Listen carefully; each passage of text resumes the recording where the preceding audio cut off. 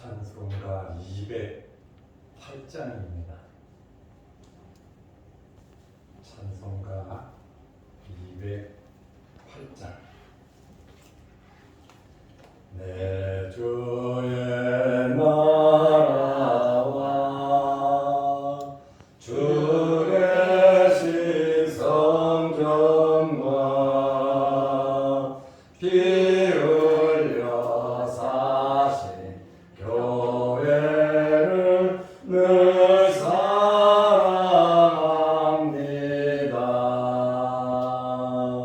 내 주의 교회는 천성과 같아서 눈동자같이 아기사 늘 보아지네.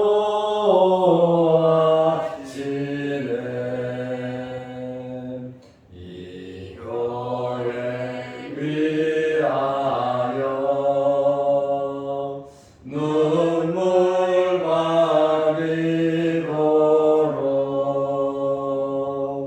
내 생명 다하기까지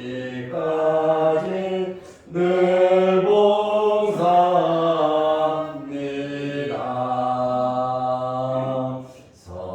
성도의 교제와 교회의 위로와 구주와 맺은 언약을 늘 기뻐합니다. 하늘의 영광과 베푸신 은혜가 진리와 함께 영원히 시온에 거치네. 아멘.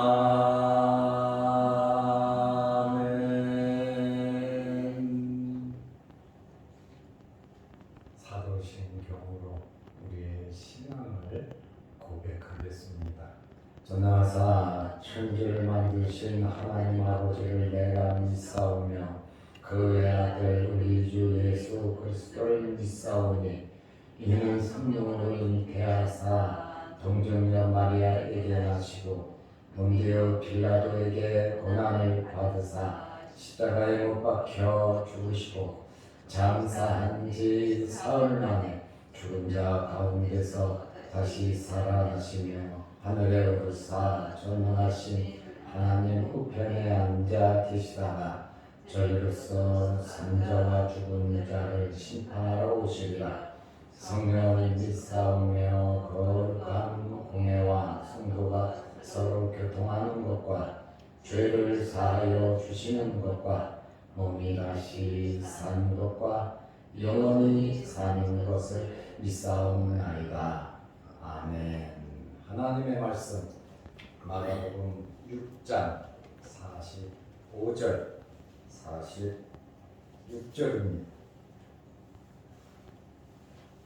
예수께서 즉시 제자들을 재촉하사 자기가 무리를 보내는 동안에 배 타고 앞서 건너편 벳세다로 가게 하시고 무리를 작별하신 후에 기도하러 산으로 가시니라.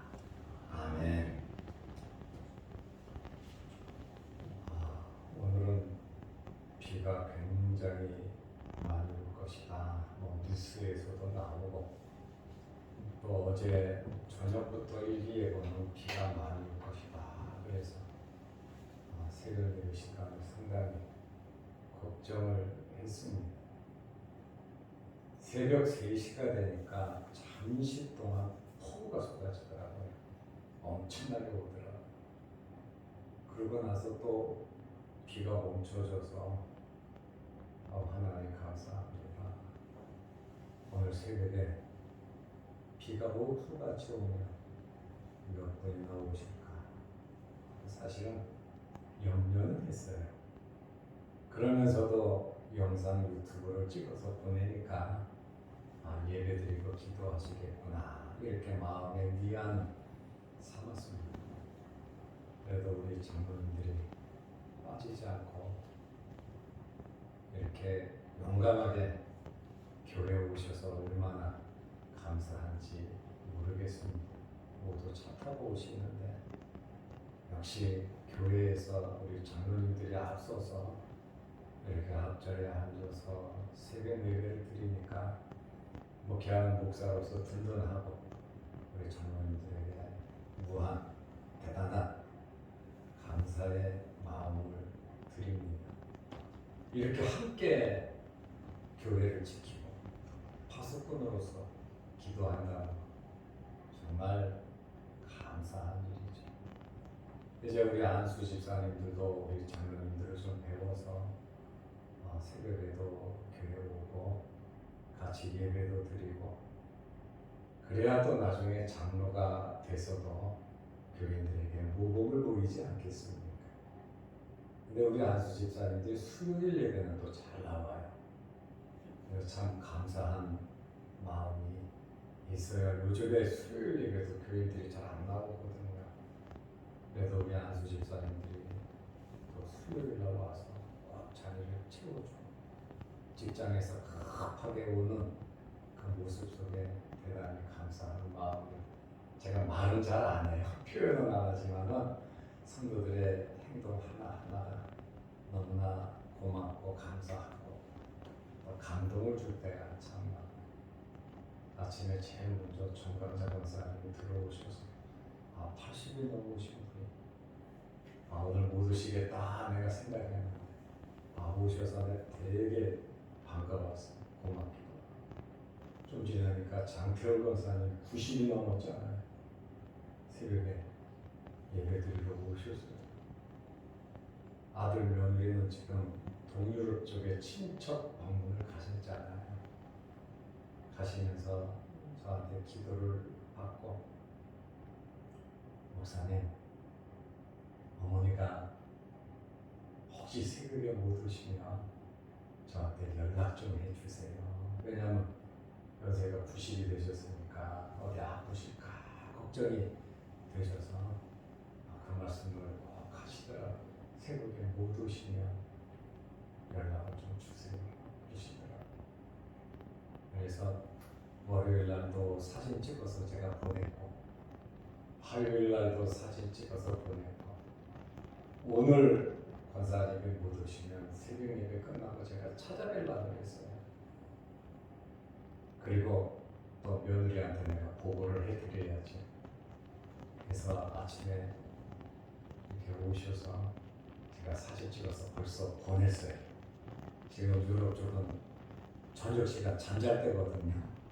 그래서 일찌감치 제가 이렇게 보내드리고 우리 정덕진 권사님 와서 늘 기도해줘서 같이 찬송도 힘차게 불러줘서 아멘도 열심히 해서 정말 이렇게 새벽에 작은 소수지만 나라를 지키는 군인들도 저녁에는 초병이 돌아가면서 지키거든요. 전부 다 불침번할 수는 없어요. 그러나 하나님께서 은혜 주신 자들 또 사모하는 자들 하나님께 예배드리기를 원하는 자들을 주의 전에 찾아 나오는 겁니다.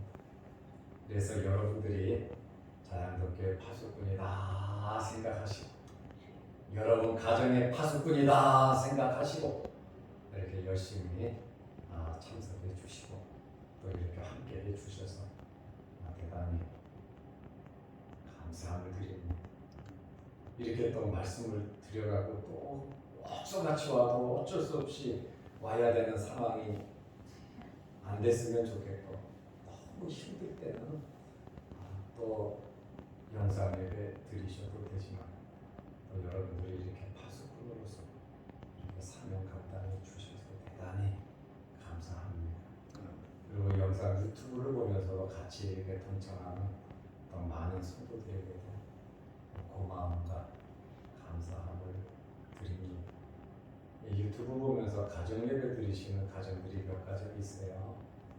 유튜브 그대로 틀어놓고 같이 찬송 부르고 같이 기도하고 성경 찾고 말씀 듣고 또 기도하고 끝나는 한 30분 되니까 그렇게 하는 가정도 있거든. 그래서 참 감사하다, 감사한 것밖에 없다 이렇게 생각하고 여러분들에게 하나님의 복이 넘치시기를 축원합니다. 오병이어의 기적을 예수님께서 베푸셨잖아요. 빈들에서 제자들은 2상 1,000만원어치 사도 모자란다고 그러고 날은 어두워져 가는데 빨리 보내라고 했지만 예수님은 그들을 불쌍히 여기셨고 또 돌아가다가 기진해서 쓰러질까 봐 먹여서 보내야 되겠다는 예수님은 우리에게 잘해 주시기를 원하십니다. 그 예수님의 마음을 우리가 알고 우리는 예수님을 잘 섬겨야 하는 것입니다. 그런데 오병이어의 기적을 베풀고 나니까 사람들이 흥분을 거예요. 세상에 태어나서 이런 경험 처음 해본다. 보리떡 5개와 물고기 2마리로 어떻게 이런 기적이 일어날 수 있을까? 저분이 우리나라의 왕이 되어야 된다는 거예요. 예수님께서 왕이 되어주시면 로마의 압박에서 해방될 것이고 나라를 잘못 다스리는 헤로드 일당과 잘못된 정치 지도자들을 다 몰아내고 예수님이 왕이 된다면 우리는 태평성대를 이룰 것이다. 이렇게 생각을 하고 거기에 모인 10,000명이나 되는 사람들이 예수님을 억지로 강제로 왕으로 삼으려고 했습니다. 마태복음 14장 15절 말씀에 보면 그러므로 예수께서 그들이 와서 자기를 억지로 붙들어 임금으로 삼으려는 줄 아시고 예수님을 잡아서 나 왕이 돼야 그래서 정치적으로 이 나라를 구하고 우리를 좀 먹여 살려라 이렇게 사람이 10,000명이 모이고 별의별 사람들이 다 있지 않겠습니까? 이렇게 사람들이 예수님의 마음을 모르고 웅성웅성 흥분해갖고 예수님을 왕으로 삼으려고 했습니다. 예수님은 그래 니네들이 나를 왕으로 삼는다고 오케이 내가 왕이 될게. 지금 세상에는 사람들이 서로 높아지려고 하잖아요. 다른 사람을 무시하고 다른 사람을 깎아내려야 내가 올라가는 세상의 현실이 그렇잖아요. 부자가 되려면 성실히 열심히 땀 흘리려는 것보다 기회를 봐서 한턴주의 어떻게 해서든지 내가 부자가 돼야지 높이 올라가야지 출세해야지 이것은 예수 믿는 사람이나 안 믿는 사람이나 세상적인 마음을 가지고 있는 것은 사실이죠. 우리 믿는 사람들은 좀 자제하고 절제하는 것 뿐입니다. 백성들은 예수님을 정치적인 메시아로 또 일부는 요한복음 6장 14절에 보면 야, 이 사람이 세상에 오실 메시아다. 메시아로 아는 사람도 있어요. 그러나 대부분의 사람들은 정치적인 메시아로 예수님을 생각했습니다. 나이가 났지요.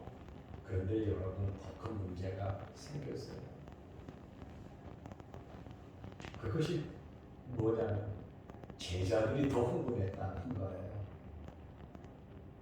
예수님의 제자들이 예수님을 얻고선 예수님을 왕으로 옹립해서 자기들의 자리, 자기들의 기득권, 자기들이 출세하려고 하는 흥분된 이 마음을 가지고 사람들이 예수님을 억지로 왕을 삼으려고 하니까 제자들이 오히려 더 합세해서 예수님을 왕으로 세우려고 제자들이 난리가 났단 말입니다. 그러니 참 예수님은 기가 막힌 거예요.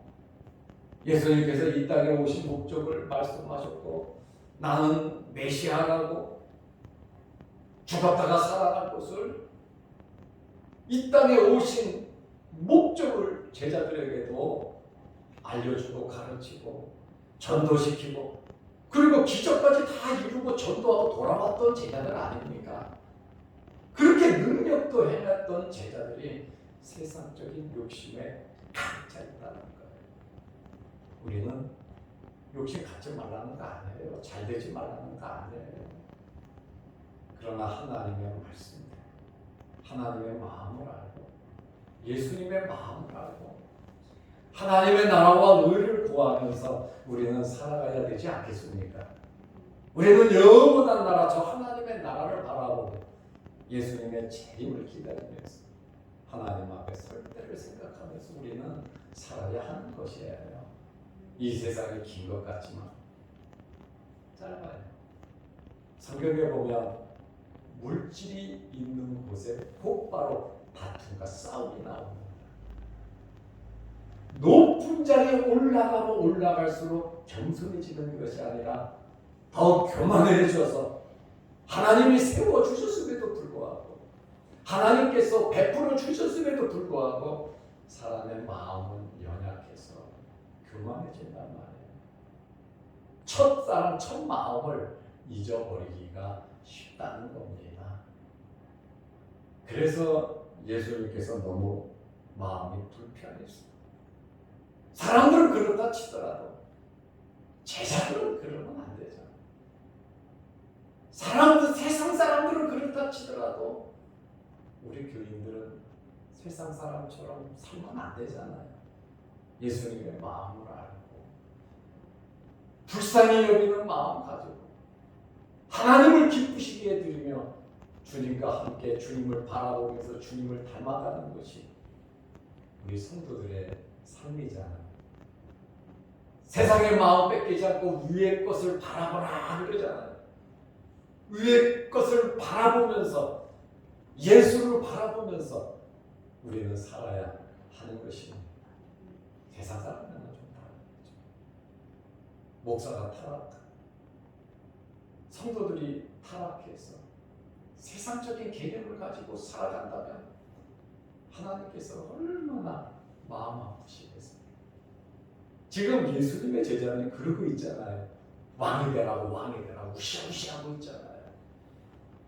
목사도 타락하고 망가지면 하나님께서 고쳐서 쓰셔야 하는데 하나님께서 고쳐도 안 고쳐지면 하나님께서 목사를 버립니다. 하나님의 백성도 마찬가지예요. 하나님께서 고쳐서 쓰실 수 있도록 우리가 회개하고 빨리 말씀으로 돌아와야 되는데 고쳐도 안 고쳐지면 하나님께서 너 빨리 와. 데려가 버리신다니까요. 있는 거 다 뺏어버린다니까요. 현재 있는 이 상황 속에서 이걸 또 보존하려면 하나님 말씀대로 살아야 합니다.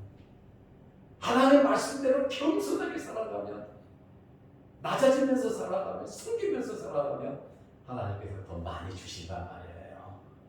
이것이 성경적인 원리거든요.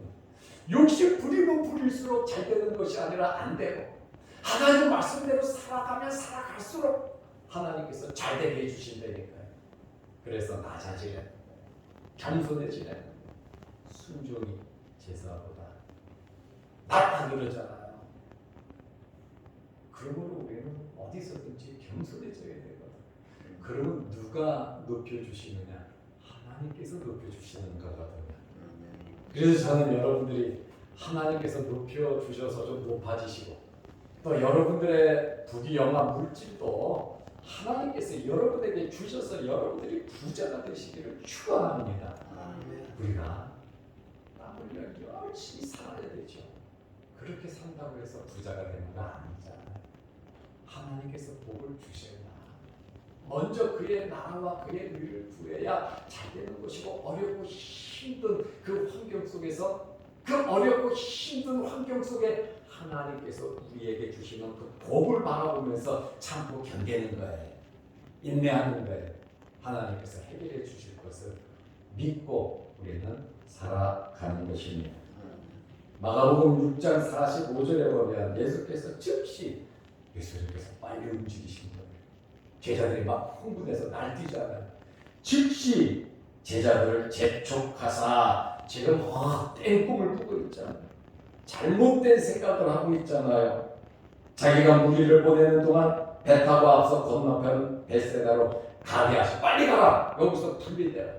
왜 자꾸 세상적인 마음 갖고 하나님의 뜻도 모르고 내 마음도 모르고 니들 마음대로 니들 중심대로 니들이 하고 싶은 대로 니들이 높아지려고 하나. 그거 아니다. 그래도 제자들은 흥분하고 있잖아요. 사람들이 왕으로 하니까 제자들도 같이 왕으로 하잖아요. 예수님은 그게 아니니까 야 빨리 배 타고 너희들 빨리 가. 지금 제자들이 할 일이 얼마나 많아요. 사람들 보내야 되잖아요. 그거 누가 해야 되나요? 제자들이 해야 되잖아요. 주님을 따르는 일꾼들이 해야 되잖아요. 그런데 예수님이 오죽했으면 그 일꾼들을 야 빨리 그들 배 타고 와라. 내가 사람을 다 내보낼게. 제자들이 자기들의 신분을 잃은 거예요. 자기들이 해야 할 일을 제자들이 예수님이 하셨잖아요. 우리는 하나님의 일, 섬기는 일은 우리가 앞장서서 해야 됩니다. 그 일 내가 안 하면 주님이 하시고 다른 사람이 하게 돼 있거든. 천국은 침노를 당한다 그랬는데 하늘나라 사는 것도 우리는 직분에 맞게 다 이렇게 일을 시키잖아요. 그러나 우리가 감당을 못하면 다른 사람이 나타나서 하는 거예요. 하나님의 일은 그걸 이루어줘요. 그런데 내가 여러분들이 하나님 앞에 쓰임 받는다는 것 정말 감사하게 생각하시기 바랍니다.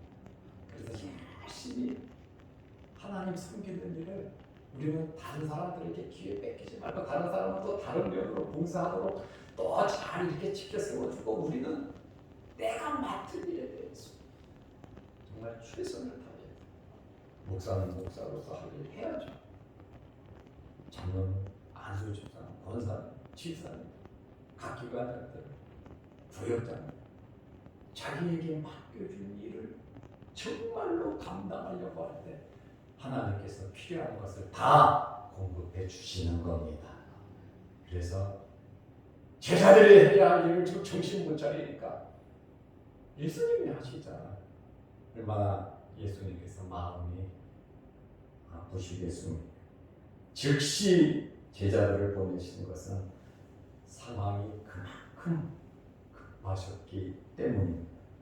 재촉도 하셨어요. 즉시 재촉하셨다 그러잖아요. 이 재촉이라고 하는 말은 에나크카센이라는 말인데 굉장히 강한 단어, 강제적인 단어예요. 억누르다, 강권하다, 강요하다. 예수님이 이런 분 아니거든요. 그러나 제자들이 자기 자신들의 본분을 잃어버리니까 자기 자신들이 해야 할 일을 못하는 것 그게 중요한 것이 아니라 내 자체, 내 정체성이 그들의 신앙이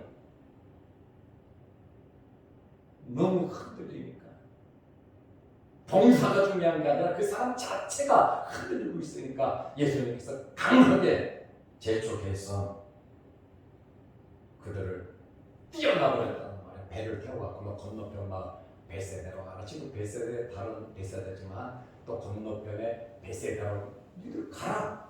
예수님께서 오죽했으면 왜냐하면 제자들이 중요하기 때문에 그렇단 말이에요. 제자들이 제자 다 와서야 될 때까지 예수님께서 십자가를 지시면서 그들을 지도하고 가르치시는 거예요. 우리도 이렇게 실수하고 잘못하고 또 예수님의 마음을 아프시게 할 때도 있어요. 그때 주님께서 즉시 재촉해서 야 빨리 가라 이렇게 예수님께서 우리에게 제재를 가하시고 깨닫게 하시고 옳은 길로 인도해 주시는 분입니다. 사람들은 예수님을 다윗의 자손 메시아로 그리스도로 인정하지 않고 단순히 정치적인 성격의 메시아로 오해했다고 말입니다. 예수님께서 사람들을 해산시키셨어요. 제자들하고 분리시킬 뻔하셨어요. 왜냐하면 제자들이 정신을 못 차리니까 좀 떨어져야 할 좀 냉각기가 있어야 할 것 같아서 예수님께서 그렇게 행하셨습니다. 우리가 한 가지 더 생각해 봐야 할 것은 헤롯이 세례 요한을 죽였잖아요. 그죠? 세례 요한을 죽였어요. 폭군이거든요. 그런데 헤롯이 예수님에 대해서 뭐라고 말을 했습니까? 자기가 죽인 세례 요한이 살아났다 그랬거든요. 왜냐하면 권능과 능력을 행하기 때문에 죽은 세례 요한이 살아났다. 그런데 생각해 보세요. 왕으로 이렇게 해갖고 내가 왕이 될 거야 하면 어떻게 되겠어요?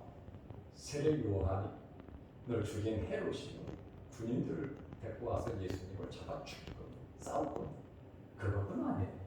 로마의 지배 아래이기 때문에 로마 총독이 로마 군인들을 총동원해서 예수님과 또 다투고 싸울 겁니다. 아니 하나님의 일을 해야 되고 하나님의 뜻을 이루기 위해서 십자가에 달려 돌아가셔야 되는데 그 왕 교만되게 내가 왕이 된다. 사람들 절제하지 못하고 하려는 대로 다 돋버리면 어떻게 되겠어요? 이 하나님의 뜻이 이루어지질 않아. 그러면 하나님께서 강제적으로 우리를 막 해가지고 이렇게 역사하신다. 아니에요. 우리 마음에 감동을 주시고 우리 마음에 우리 인격적으로 순종하기를 원하세요. 내가 아버지의 뜻을 알고 순종하기를 원하신단 말이에요. 그러니까 예수님께서 야 졸제라 안 된다. 니들 빨리 가라. 그리고 당신들 빨리 집으로 가라. 억지로 왕이 되는 것은 왜냐하면 앞으로 일어날 일들을 예수님이 아신단 말이에요. 그러니까 우리가 하나님 강제적으로 막 역사해 주세요. 물론 기적적으로 이적적으로 하나님 역사도 하시지만 먼저 우리가 깨닫기를 예수님도 깨닫기 원하니까 제자들을 떨어뜨려 놓은 거예요. 그들이 언제 깨닫습니까? 성령 받아야 깨달아요. 예수님 돌아가셔도 다 불이 나고 저절로 도망가 버렸잖아요. 그래도 주님은 참고 만들어요.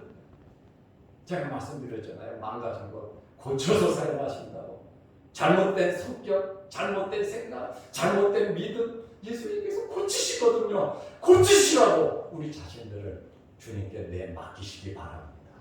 그래야 빨리 고친대요.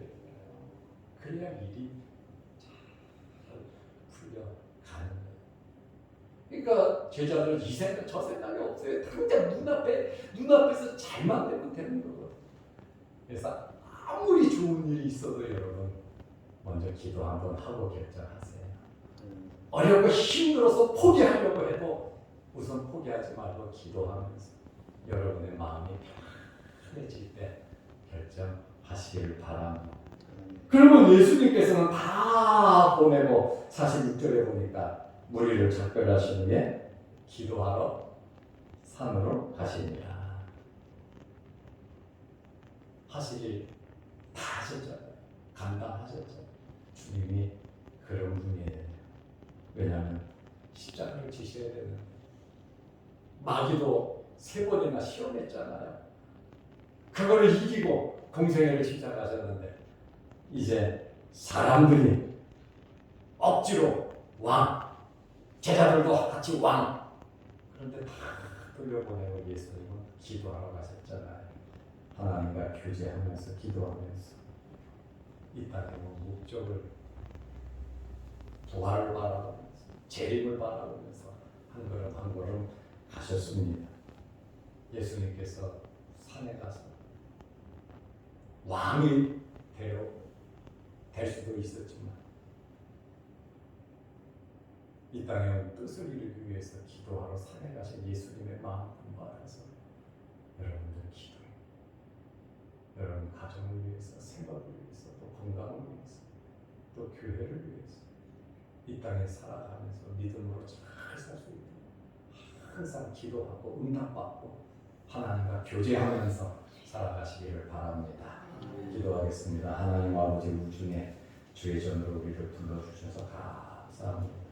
주님의 제단을 지키고 우리의 가정을 지키고 이 나라와 이 민족을 지키며 기도하며 살게 하심을 감사합니다.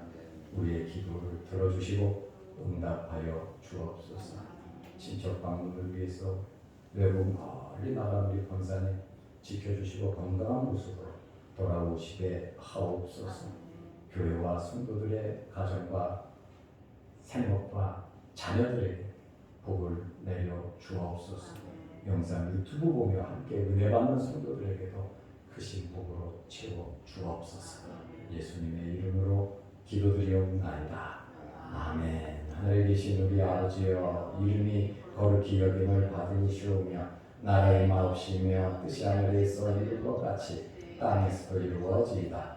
오늘날 우리에게 일용할 양식을 주옵시고 우리가 우리에게 죄지은 자를 사하여 준 것 같이 우리 죄를 사하여 주옵시고 우리를 시험에 들게 하지 마옵시고 다만 악에서 구하옵소서. 대대 나라와 권세와 영광이 아버지께 영원히 있사옵나이다. 아멘. 자유로 기도하시기 바랍니다.